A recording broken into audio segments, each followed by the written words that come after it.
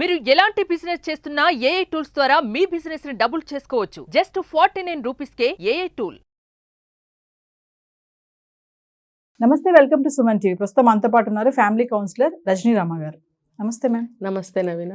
Ma'am, wife and husband రిలేషన్లో ఇటు కెరియర్కి ఇటు ప్రేమకి అంటే లవ్ అనుకోండి, ఎఫెక్షన్ రెండింటిని బ్యాలెన్సింగ్గా చేసుకోవాలి అంటే కొన్ని టిప్స్ అంటే ఏమేం ఫాలో అవ్వాలి, ఏం ఫాలో అవ్వట్లేదు, రెండు బ్యాలెన్సింగ్గా వెళ్తేనే కదా లైఫ్ కూడా హ్యాపీగా ఉంటుంది. సో ఈరోజు కెరియర్ అండ్ లవ్ రెండు బ్యాలెన్సింగ్గా చేయాలంటే వైఫ్ అండ్ హస్బెండ్ ఏం పాటించాలంటారు?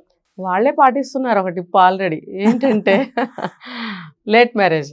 అంతే, వాళ్ళ కెరీర్ కోసమే కదా వాళ్ళు జాబ్ సెక్యూరిటీ ఇవన్నీ చూసుకుని లేట్ మ్యారేజ్ చేసుకుంటున్నారు. అది మనం మాట్లాడుకున్నాం, ఒక ఎపిసోడ్ చేసాము. అయితే మీరు స్పెసిఫిక్గా అడిగారు కాబట్టి ఆఫ్టర్ మ్యారేజ్ కూడా స్టెప్స్ ఉంటాయి కొన్ని కదా. ఇప్పుడు కెరీర్ అనేది ఫర్ ఎగ్జాంపుల్ ఒక జాబ్ చేస్తున్నాము, దాంట్లో ప్రమోషన్స్ ఉంటాయి. రిటైర్మెంట్ లోపల ఒక 2-3 అనుకోండి, మ్యాక్సిమం ఒక 3 ప్రమోషన్స్ అనుకోండి. అప్పుడు డైరెక్ట్ ప్రొబేషనరీ ఆఫీసర్స్గా ఉన్న వాళ్ళకైతే ఫాస్ట్గా వాళ్ళ ప్రమోషన్స్ హయ్యర్ క్యాడర్కి వెళ్ళిపోతుంటారు. నార్మల్గా లైఫ్ స్టార్ట్ చేసిన వాళ్ళకి వాళ్ళ రిటైర్మెంట్ లోపల ఒక మ్యాక్సిమం 3 ఉంటాయేమో నాకు తెలిసి ప్రమోషన్స్ అనేవి. వీళ్ళు ఏం చేస్తారు, ఎందుకు నేను ఈ డీటెయిల్స్ చెప్తున్నానంటే వాళ్ళ లైఫ్ టైం చెప్పడం కోసం చెప్తున్నాను. అంటే డైరెక్ట్గా ప్రొబేషనరీ వెళ్ళిన వాళ్ళకి పీరియడ్ అనేది, జాబ్ పీరియడ్ అనేది ఎక్కువ ఉంటుంది వాళ్ళకి కదా, గెజిటెడ్గా వెళ్ళిపోతారు వాళ్ళు. కింద నుంచి స్టార్ట్ చేసిన వాళ్ళకి రిటైర్మెంట్ లోపల గెజిటెడ్ అవుతాడో లేదో, సో ఒక 2-3 ప్రమోషన్స్ వరకే ఆ పీరియడ్ సరిపోతుంది. అంటే అన్ని ఇయర్స్కి ఒకసారి మాత్రమే ప్రమోషన్. ఒక 10 ఇయర్స్కి ఒక ప్రమోషన్ అనుకోండి. లైఫ్ రిటైర్మెంట్లో ఒక 2-3 ప్రమోషన్స్ ఉంటాయి. సో వీళ్ళు ఏంటంటే కెరీర్ అని చెప్పి, నేను మీరు అడిగిన దానికి చెప్తున్నా ముందు బేస్, వీళ్ళు అస్తమానం కూడా నాకు ప్రమోషన్ ఉంది, నీ వల్ల నేను పైకి వెళ్ళలేకపోతున్నాను అంటూ ఇంట్లో సాధింపు మొదలు పెడతారు. అది వచ్చినప్పుడే వస్తుంది, అంతే. నువ్వు ఏమీ చేయలేవు, నువ్వు పర్ఫెక్ట్గా నీ వర్క్ చేసుకుంటూ నువ్వు ముందుకెళ్ళు సిన్సియర్గా, అంతేగాని ఇంట్లో వాళ్ళ మీద పడడం అవసరమా? ఫర్ ఎగ్జాంపుల్ రెండోది చెప్తాను. ప్రమోషన్ ఉంది నాకు, నేను ఆ క్యాంప్కి వెళ్ళాల్సిందే, వీళ్ళతో కలిసి నేను ఆ ప్రాజెక్ట్కి వెళ్ళాల్సిందే, వీళ్ళతో కలిసి నేను ఒక లంచ్కి వెళ్ళాలి, ఈ మీటింగులకి వెళ్ళాలి అంటూ ఫ్రీక్వెంట్గా ఫ్యామిలీని దూరం పెడుతూ తనదే చూసుకుంటూ ఉంటాడు. ఆ ప్రమోషన్ ఎప్పటికి వస్తుందో తెలియదు. అడిగితే ఏమంటాడు, నా కెరీర్ అంటాడు.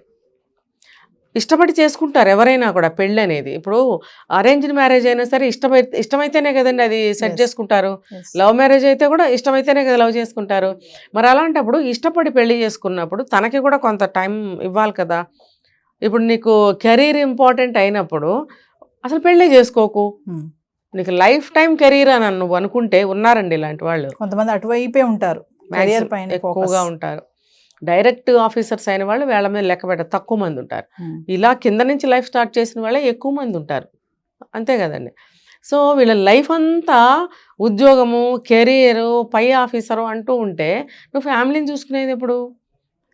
ఇప్పుడు పిల్లలు ఉంటారు, భార్య జాబ్ చేయనివ్వండి, మానేవ్వండి, అది ఇక్కడ అప్రస్తుతం.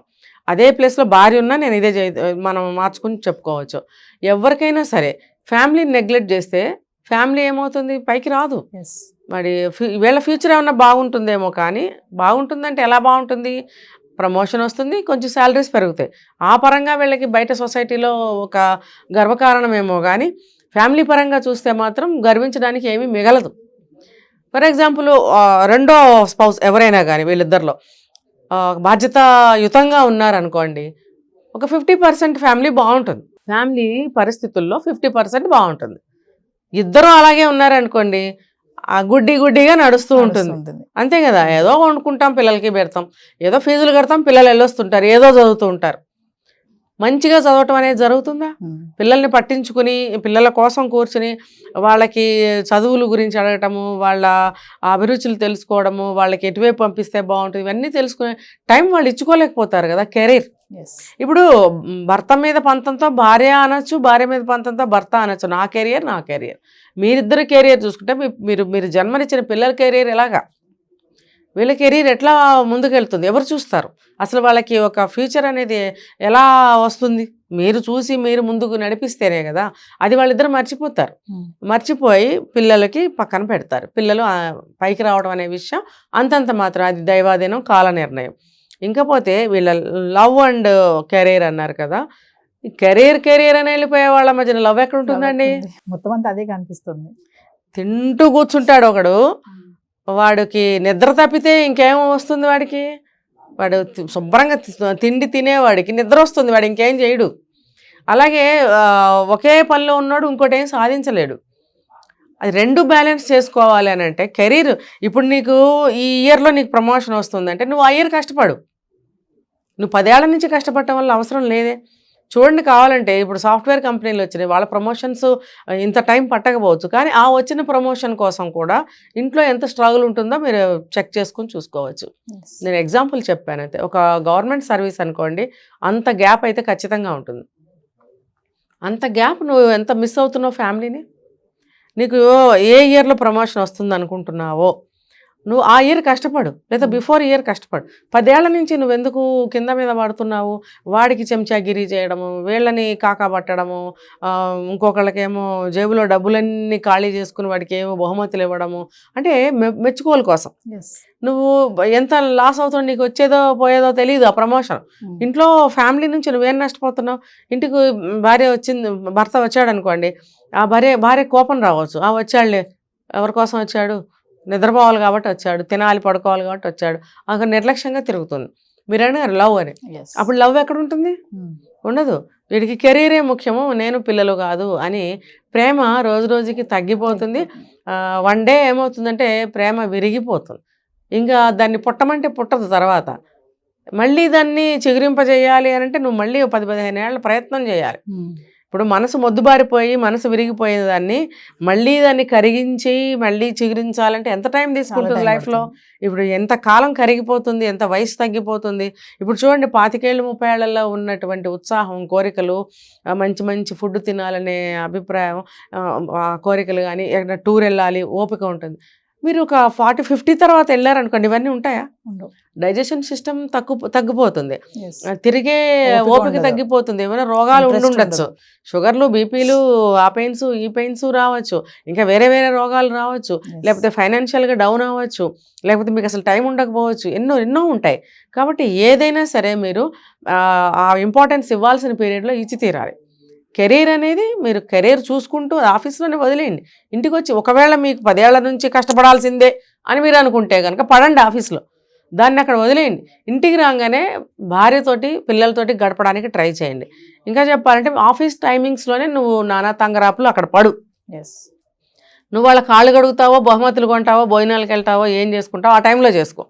మిగతా టైం ఇంటికి వచ్చి పిల్లల్ని కనిపెట్టుకోవడము, వాళ్ళు ఏం చదువుతున్నారు, వాళ్ళకి ఏం కావాలి, భార్యను ఎలా చూసుకోవాలి, ఇప్పుడు ఆయనకి సేద తీరాలి, వీళ్ళకి సేద తీరాలి. అందరూ కలిసి కూర్చుని మాట్లాడుకోవడము, ఏదైనా ఉంటే కలిసి తినడము, నవ్వుతూ మాట్లాడుకోవడము, కాసేపు టీవీ చూసుకోవడము, ఏదైనా కథల పుస్తకాల గురించి మాట్లాడుకోవడం, లేకపోతే ఆఫీస్లో మార్నింగ్ నుంచి ఈవినింగ్ వరకు జరిగినటువంటి విషయాలు ఏమైతే ఉన్నాయో అవన్నీ డిస్కస్ చేసుకోవడము.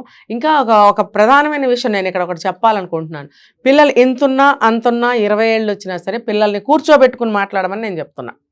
ఎందుకనంటే దానివల్ల వాళ్ళకి మాట్లాడే విధానం తెలుస్తుంది, ఆలోచించే విధానం తెలుస్తుంది, సమస్యని ఎలా ఎదుర్కోవాలో తెలుస్తుంది, ఇంకా మన ఇంట్లో ఏం సమస్య ఉంది అనేది కూడా పిల్లలకి అర్థమవుతుంది. మన స్థితిగతులు, ఇంకా చెప్పాలంటే మన స్థితిగతులు ఏంటి అనేది కూడా చిన్నప్పటి నుంచే వాళ్ళకి అర్థమవుతూ ఉంటాయి. సో దానివల్ల పిల్లలకి అవగాహన అనేది పెరుగుతుంది. తల్లి పట్ల కానీ, తండ్రి పట్ల కానీ, స్థితిగతుల పట్ల కానీ, సిబ్లింగ్స్ పట్ల కానీ వ్యతిరేకమైన నెగటివ్ అభిప్రాయాలు రాకుండా ఉండడానికి ఇది ఎంతో తోడ్పడుతుంది. ఇది నోట్ చేసుకోండి అందరూ కూడా. సో ఈ రకంగా ఉంటే ఫ్యామిలీ బాండ్ బాగుంటుంది. అంటే చాలా మంది కెరియర్, ఈ లవ్ అనేది బ్యాలెన్సింగ్ లేకపోవడం వల్లే కదా సమస్యలు, డైవర్స్ వరకు వెళ్ళడము, ఇంట్లో గొడవలు రావడం, మాట్లాడుకోకపోవడము. అదే ఇప్పుడు మీరు చెప్పారు, కొన్ని టిప్స్ చెప్పారు. అంటే బ్యాలెన్స్ ఖచ్చితంగా చాలా మంది కెరియర్ వైపే ఫోకస్ చేస్తారు, ఈ ప్రేమ అనేది పక్కన పడేస్తారు. అలా అని కొంతమంది ఇటు కూడా తక్కువ ఫోకస్, ఇటు ఎక్కువ చేస్తారు. అలా కాకుండా రెండు బ్యాలెన్సింగ్ గా ఉంటే లైఫ్ హ్యాపీగా. ఇటు ఎక్కువ చేస్తారంటే ప్రేమను ఎక్కువ కెరియర్ వదిలేస్తారు. ప్రేమను ఎక్కువ చేశారు అని అంటే దాని దాసోహం. అదే దానివల్ల కూడా సమస్యలే కదా. ఎక్కువ ప్రేమ అది వీక్నెస్ అండి. ఇప్పుడు ఏది కూడా అతి పనికిరాదు. ఎస్ నువ్వు దీన్నే పట్టుకు కూర్చుంటే నీ జీవితం నీ కెరీర్ అదేమైపోతుంది. ఏది అతి పనికిరాదు. ఇప్పుడు మీరు అన్నారు బ్యాలెన్స్ అని, బ్యాలెన్స్ గానే ఉండాలి, ఎస్ లేకపోతే ఏముండదు. ఏది అతి ఉండకూడదు, కరెక్ట్గా ఉండాలి. పిల్లలు కూడా బాగుంటారు చూడండి నేను చెప్పిన పద్ధతిలో ఉంటే. ఇప్పుడు చాలా మంది ఇంకో పాయింట్ చెప్పాలనుకుంటున్నాను. చాలా మంది ఏమంటారంటే మీరు ప్రేమ అన్నారు కదా, అదే వర్డ్ యూజ్ చేస్తూ భార్య అడుగుతుంది నేనంటే నీకు ప్రేమ లేదు. కొన్ని సినిమాల్లో చూపించారు మనకి, అదేంటో అదేదో సినిమాలో తుర్తి తుర్తి అని ఒక ఆయన అంటుంటాడు కదా, ఏవిఎస్ గారు. ఆ సినిమాలో చూపిస్తారు. భర్త అంటూ ఉంటాడు, ఆయన ఎవరు జగపతి బాబు ఎవరో ఆయన అంటుంటారు, నువ్వే రాజేంద్ర ప్రసాద్ ఎవరో, నువ్వేం కష్టపడుతున్నావు, నేనే కదా కష్టపడుతున్నాను, అది ఇది నువ్వు చేసి చూడవచ్చు ఉద్యోగం అని అంటే మార్చుకుంటారు ఇద్దరు. ఆయన ఇంట్లో ఉంటాడు, ఈవిడ ఉద్యోగానికి వెళ్తుంది. మిస్టర్ పెళ్ళం మేబీ వెళ్ళినప్పుడు మరి ఆవిడనే అంటూ ఉంటాడు ఈయన, నీకు ఫ్యామిలీ అంటే బాధ్యత లేదు, నేనంటే ప్రేమ లేదు, మీ ఆఫీసర్ నీ చిన్ననాటి క్లాస్మేట్ అయినంత మాత్రాన ఆయనతో రాసుకుని పూసుకుని తిరగాల. అరే భయ్ నువ్వు కెరీర్ అని చెప్పి నువ్వు నీ ఆఫీసర్తో పూసుకోవట్లే. ఆయనకి జేబులో డబ్బులన్నీ వదిలించుకుని ఆయన గిఫ్ట్లని, వాళ్ళ ఇంట్లో పిల్ల పుట్టినరోజు అయితే పిలిస్తే వెళ్ళి వాళ్ళకి బహుమతులని, లేకపోతే లంచ్ పార్టీలు ఇవన్నీ చేసుకోవట్లేదా నువ్వు? మరి అదే ఎంప్లాయీ లేడీ అయినప్పుడు ఆమె కూడా అలా వెళితే నువ్వెందుకు ఇలా సాధిస్తున్నావు? కావాలనే కదా ప్లేసులు మార్చుకున్నారు. మరి నువ్వు ఎక్కడ అర్థం చేసుకున్నావు? కాబట్టి అది ఇద్దరికి ఒకటే ఎవరైనా ఒకటే. అది ఒక జెండర్ పరంగా చూసుకుంటే వేరు, కానీ మిగతా అన్నీ ఒకటే ఉంటాయి అందరికీ కూడా. అర్థం చేసుకోవాలి ఈ విషయాన్ని. ఈ కాలంలో బాగా అర్థం చేసుకోవాలి. ఈ సమానత్వం అంటే ఏ విషయాల్లో సమానత్వం అది కాదు, ఇది ఈ పాయింట్ని పర్టికులర్గా బైహార్ట్ చేయటం చాలా మంచిది.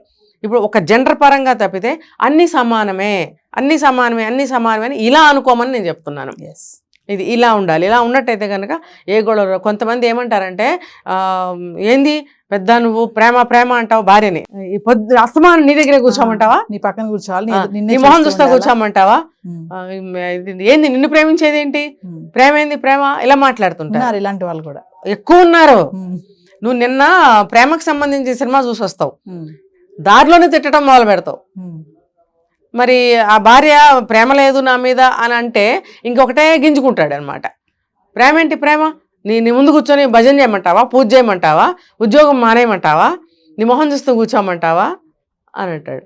మొదట్లో అయితే బాగా చూస్తాడు, డేస్ గడిచే కొద్దీ ఇలాంటి మనసు ముక్కలయ్యే డైలాగులు చెప్పుకోవడానికి మనకి తేలిగ్గా ఉంటాయి, కానీ అనుభవించిన వాళ్ళకి ఎలా ఉంటుందంటే మనసు ఒక్కొక్క మాటకి ఒక్కొక్క ముక్క అయిపోతూ ఉంటుంది. అంటే ఈ మాటలే కాదు, ఇంకా హార్ష్గా ఇంకా డీప్గా కూడా అంటుంటారు. అలా అనొద్దని నేను ఇలా చెప్తున్నా ఈ కెమెరా ముఖంగా. Thank you ma'am.